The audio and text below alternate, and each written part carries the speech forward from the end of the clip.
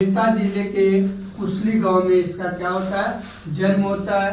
मीरा मध्ययुगीन संतों में मीरा का विशेष स्थान है। मीरा का जन्म जब 1498 में राजस्थान के मेरठा जिले के कुसली गांव में हुआ।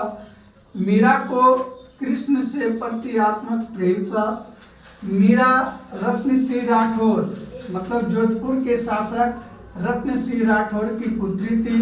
मीरा जब 4-5 वर्ष की थी तो उसकी माता का क्या हो जाता है, मृत्यु हो जाता है। और जब वह उसका लालन पालन जो है उसके दादा दादी ने किया था। जब वो 18 वर्ष की होती है तो 1516 ईस्वी में उसका क्या हो जाता है, 18 वर्ष की अवस्था में 1516 ईस्वी में राणा सांगा के ज्येष्ठ पुत्र भोजराज से उसका क्या होता है, विवाह होता है। लेकिन इसकी वैवाहिक जीवन काफी संक्षिप्त रहती है। विवाह के लगभग 1 वर्ष बाद ही इसके पति का क्या हो जाता है, मृत्यु हो जाता है। और कुछ समय बाद इसके ससुर का भी क्या हो जाता है, मृत्यु हो जाता है। मीरा अपने ससुराल वालों से मतलब मीरा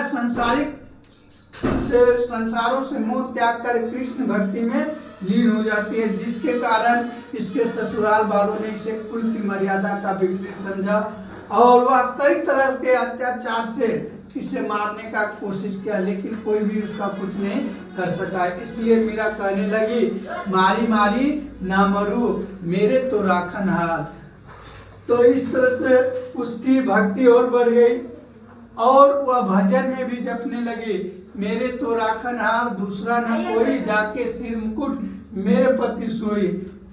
तो मीरा अपने ससुराल वालों से तंग आकर वृंदावन चली गई और वृंदावन से वो द्वारिका चली गई। कब? तो 1574 में ही इसकी क्या हो जाती है, मृत्यु। कहाँ होता है? तो द्वारिका में ही 1574 ईस्वी में मीरा का क्या हो जाता है, मृत्यु हो जाता है।